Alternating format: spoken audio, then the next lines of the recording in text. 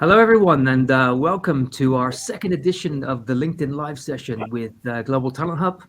My name is Olivier Landerer. I'm the CEO of Global Talent Hub, and really pleased to host this session on a very pertinent topic of the 4-day working week.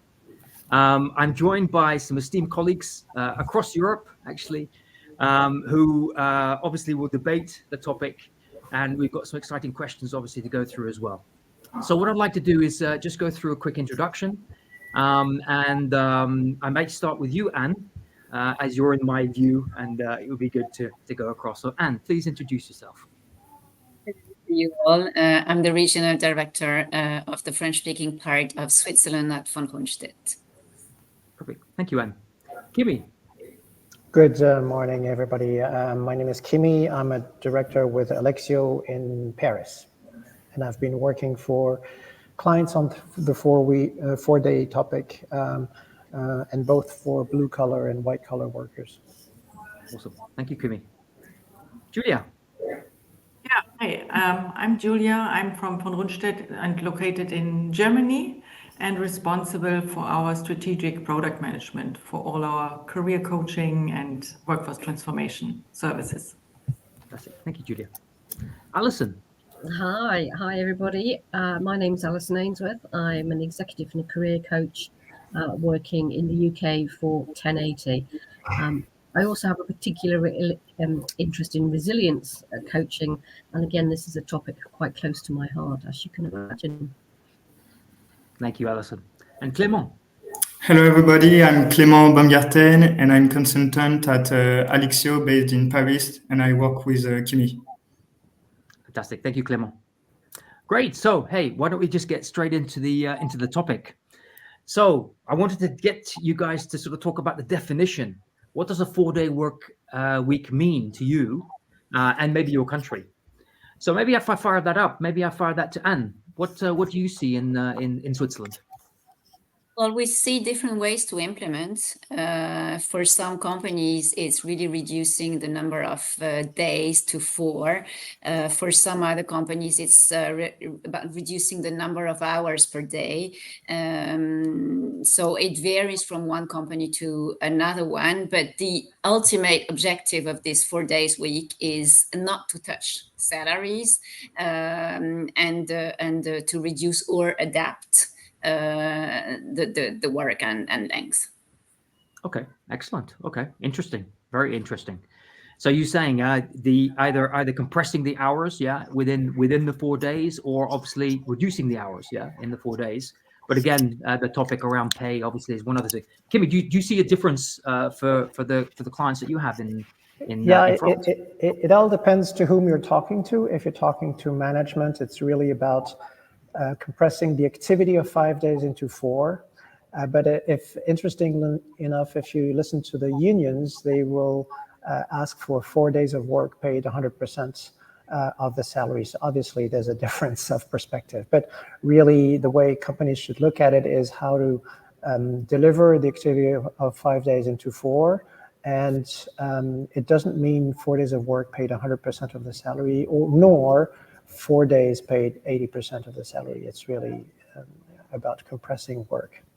Okay, so dependent on the organization, I suppose, and dependent also on the environment that individuals are working. Okay, interesting, very interesting. I know that across the globe, obviously, there's been a big trial going on the 4-day working week.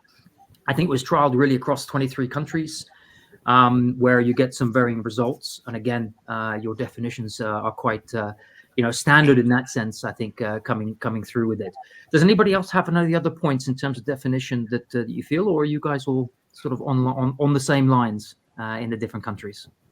Yes, we're on the same lines. Yes, I totally agree with Anne. According to me, there are 2 different models of the 4-day week, and it depends on the weekly working hours. And this is a very important point. You need to have a reflection of this weekly working hours before launching the project. So I agree with Anne and Kimi. Okay, excellent. Perfect. Okay, so why don't we jump into the crux of the matter, because I think the second question is going to be really interesting, and we'll get debate. So why do you think more organizations aren't trialing a 4-day working week? So I'm going to leave this open And really, whoever would like to jump in, please feel free. Maybe I can give it a shot. In our view, or at least in what we see with our funds, companies need to take into consideration several dimensions. The first one is what would be the operational impact and interest? What does it mean in terms of working cycle, team rotation, staffing, production scheduling, quality of service? And some companies have experienced lower production quality levels as a result. A second dimension to take into account is financial and economics. Does it make sense in terms of labor and non-labor costs? For example, one company has decided to move into the 4-day week to save on energy cost on the 5th day. The third dimension to take into account is quality of work life. Some longer hours may mean more health risks on labor-intensive positions, more stress, more accidents, lower productivity. A fourth dimension to take into account is management consideration. How do you combine distance working with a 4-day week, and so how do you maintain a link and a team spirit? And then personal considerations need to be taken into account. If you have children, and you may have actually problems with child care and transportation if you're asked by your employer to stay longer hours at work. So those are all things that need to be taken into consideration, and obviously you need to have converging interests to make it successful. Okay, interesting, Kimi. I think those, it's interesting to see where potentially the blockers might be, for those organizations. What do you see, Julia, in Germany, for example? Yeah, same picture as Kimi described. Thanks for the great overview. What we see in Germany are really legal regulations, and like depending on the works agreement, what are the company's regulations, or are there collective agreements? What about the works council? Besides the aspects Kimi already said, and also that everybody gets treated equally. That's also important, depending on the individual position somebody is in. So there are quite a lot of obstacles besides the benefits for our WCAS. Yeah. And that's, for me, that's what we see here, why companies are not going into this direction.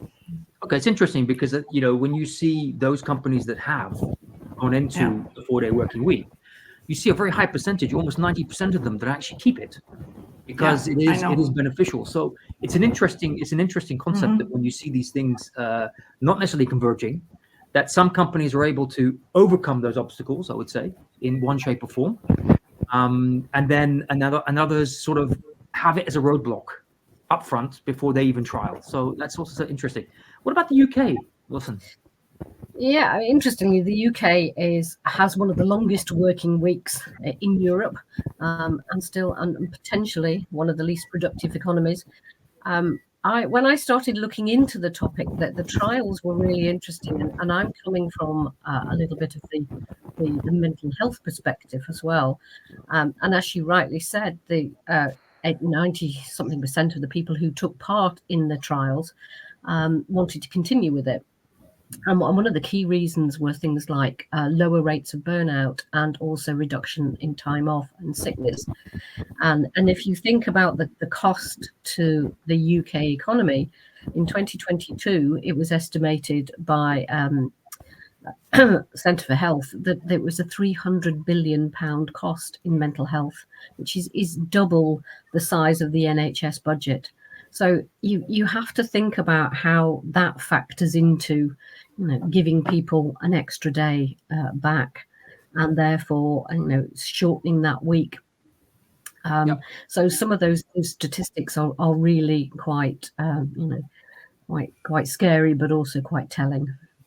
Yeah, absolutely. I think there's always you know, you need to look at all the different circles that are sitting around this, and how they can interact with each other, but also what the impact is of those topics. Because not only do we have an impact from a perspective of, as you mentioned, mental health, etc., resilience, yeah, which is a big topic on your part, but it's also maybe an attraction from a recruitment perspective towards people from the external part.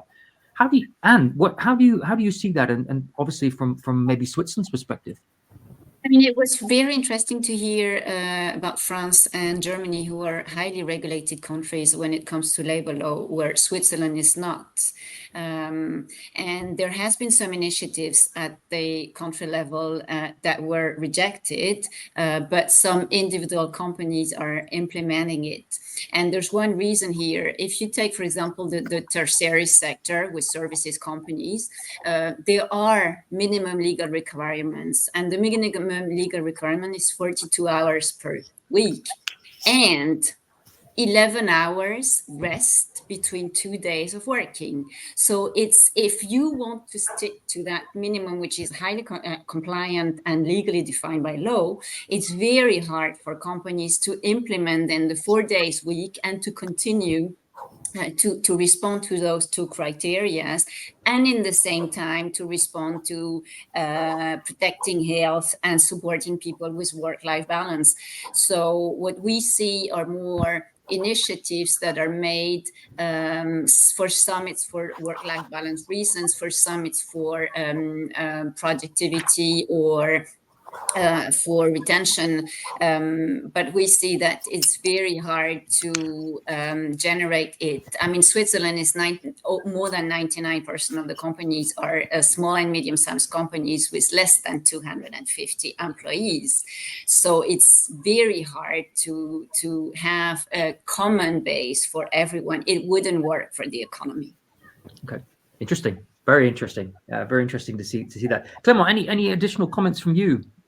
Yes, I would like to pick up on what Anne said about the work-life balance, because due to the 4-day week, I think that employees could have less social interaction because they can forget time for casual and friendly moments. And for example, companies that have tasted the 4-day week are now saying that it's either the 4-day week or the remote working because it's difficult to combine the two aspects. And according to me, there is another obstacle because it's a lack of step back on benefits and on long-term impact, because it's quite a new model for companies.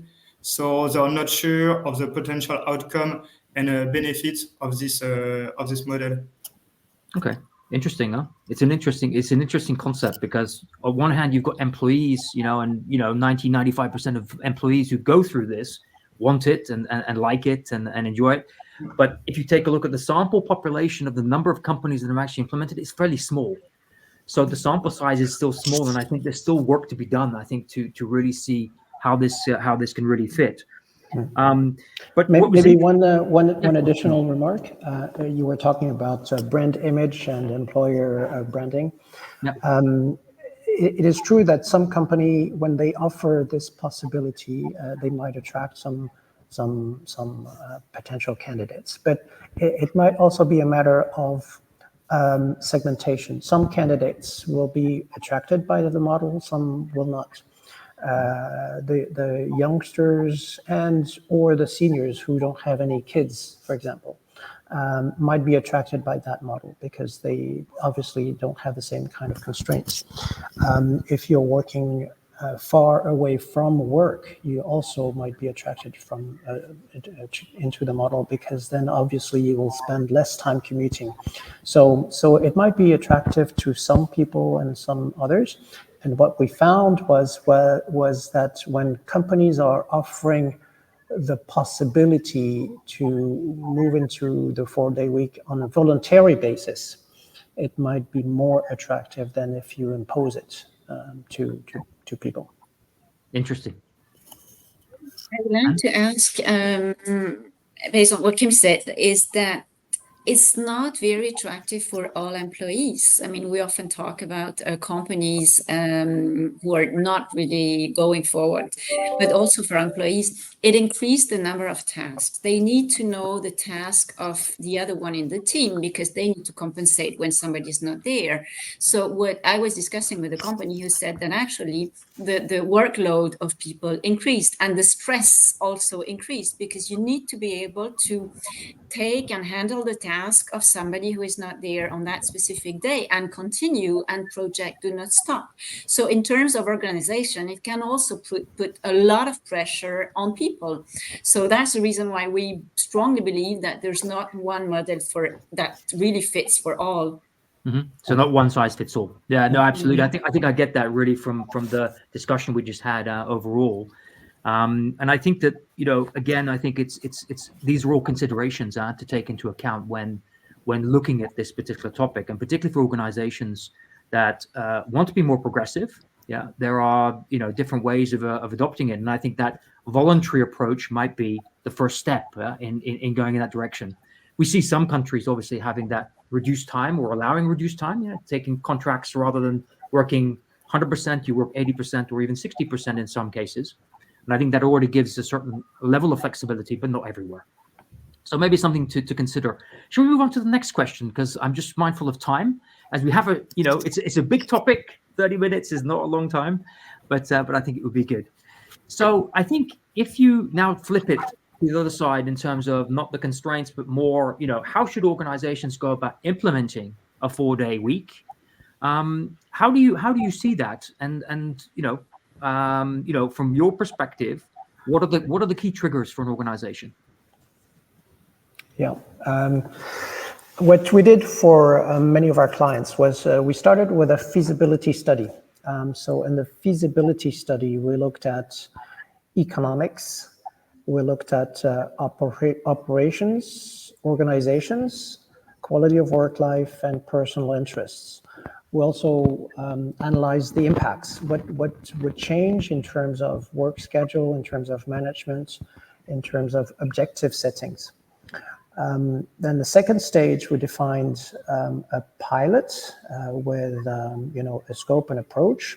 So what is the population in scope? Which function should be eligible? Who would not be eligible? Would it be on a voluntary basis or not? We then defined, what would be the operations and organizational way to deploy. It might mean reworking, the working cycles. We defined a duration for a pilot, the objectives by which we would measure whether it's a success or a failure. We try to analyze impacts and risks and criteria for success. Third phase, we implemented a pilot. So depending on the functions and the companies, the pilots were run for 6, 9, 12 months. And at the end, we measured the impact on productivity, production, service qualities, client and employee satisfaction, work-life balance, adoption rates, impact on management, because we figured that the management layer had more work to do to get it organized. And then at the end, the client decided whether to deploy, adjust, expand, or stop the pilot phase, and decided to either change or adjust their HR policies. So how do you combine remote work policy with 4-day week? Is there any impact on compensation and bonuses? How do you manage or reduce a French system based on which is called the RTT, which is which was linked to the 35-hour week implemented in the year 2000. Okay, interesting. That's a very comprehensive approach, I think, towards looking at that. I think overall. Maybe I just joined to another colleague in the sense of success criteria. You mentioned success criteria, obviously, Kimi, but I'm just intrigued to know from the other countries what the success criteria might look like, for an organization in terms of ticking those boxes. I mean, you need to transform also the way you're working. I think this is a very important factor. As described, it's a whole change management process the company is going through. And within this change management process, all employees need to learn how to work different, probably more outcome oriented. You also said the management, one task of the management is that they need more time for organizing the work. This is, I think, a very, very important factor that, I mean, we talked about the health aspect before. If I work, for example, longer hours, I need to pay more attention also to my health. That's very important. And another factor I see is also in restructuring the way the company is working together is also looking what kinds of skills are needed for this. So what could we train or provide? What kind of trainings should we provide for our employees that they, on the one hand, go through this transformation and we are able is maybe a little bit strong of a word, but that they can get used to work in this new way of working. Let's say it like this. Yeah. Okay, interesting. Because the social interaction, I think, is a very, very important part of the work life. I mean, we're all social, like, let's say, animals, and we need the relationships, at least most of us. And if I only have time, if I don't have any more time for this at work, it will change also how people interact with each other. Yeah, interesting. An interesting approach there. Alison, what about from your perspective? Yeah, very much along the lines of what Anne was just saying. I think we've learned a lot since the pandemic about how we've had to change and adapt and be more flexible in the way we work. And I think we're still working through some of the outputs of that. What's it taught us in terms of best practice, remote working, hybrid working. I think certainly from a UK perspective, we could do more in terms of the pilots. And Kimi obviously gave us a good run through of best practice and how to establish that as a new social norm. But for me, again, it's looking at some of those stats, the well-being versus the productivity, and how we can learn from that. Also, in the current economic crisis with widespread job loss, it could be a way of retaining more employees, particularly in the UK, in terms of the increased need for different, as we said, different skill sets, and therefore that could be an option. And the other thing I looked at was, or I read about, was suggested was increased bank holidays. In terms of the UK, we currently have the lowest number of bank holidays, around 8 a year, compared to somewhere like India, which has 18. So if we added extra days, we could start to think about, the 4-day week being introduced gradually. Okay, interesting. And what about from your point of view? What do you see? I was going to add to what was said. Success criteria could be related to retention, and maybe companies could measure the vacancies of position and the length of vacancy in terms of position. So just to evaluate if that could be a criteria to attract more. And Julia mentioned the sick leave. That could be also a success factor, and turnover could be measured and could be a direct way to measure well-being combined to sick leave. I think what is very important, back to your initial question, is really to understand the why companies should implement it. For some, it's to increase productivity. For some others, it's to increase attractivity or to increase collaboration between people. We've seen one in Switzerland, Simba, who put it in place because they wanted to increase collaboration between people and to increase the level of motivation, and it works so far. But I think the why is key. And then, well, this is my customer orientation. What is going to be the impact on customers? And that's key. And it could even be a discussion with customers.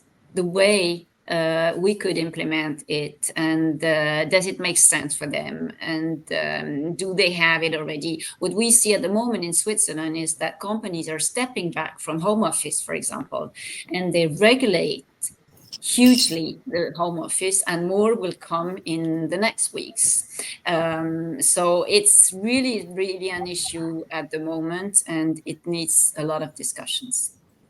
Yeah, I can imagine this is not a debate that's gonna go overnight. Huh? I think it's gonna take quite a while for things to sort of follow through, etc. Just looking at the time, we've got about just under 4 minutes left. I was thinking that what we could do is maybe just take. I think there's a couple of questions potentially. I think Haley that have come up, and maybe we can just answer a couple of those. So we got a question from Dominic. How does the feedback differ by age group, and are there any significant differences? Interesting element. I suppose that. Sorry, Kim. Keep going. Go ahead. I saw a survey that says that it's a very important criteria for the generation 35 to 45, and less an important criteria for Gen Z, who is looking for more flexibility.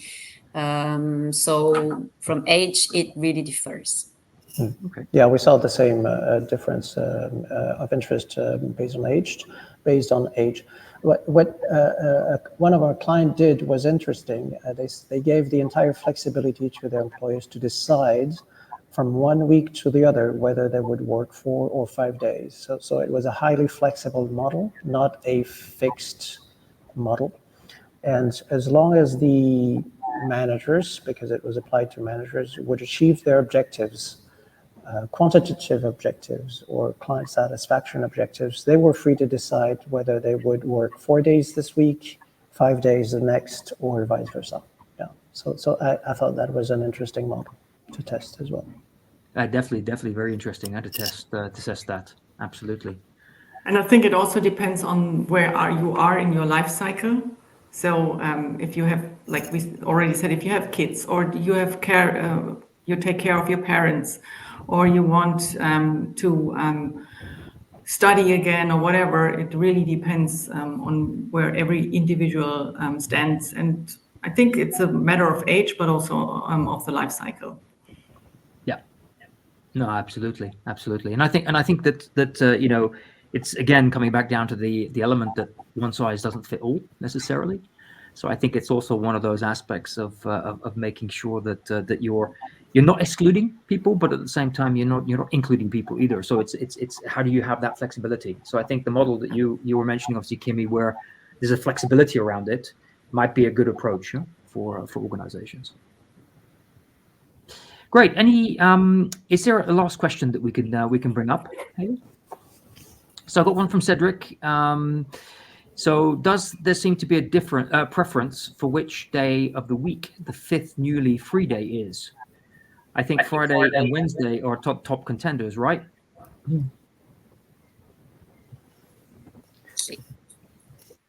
I see Fridays. I guess it's all a matter of perspective and interest. Indeed, employees will be attracted by a long weekend. So Mondays and Fridays might be more attractive to them.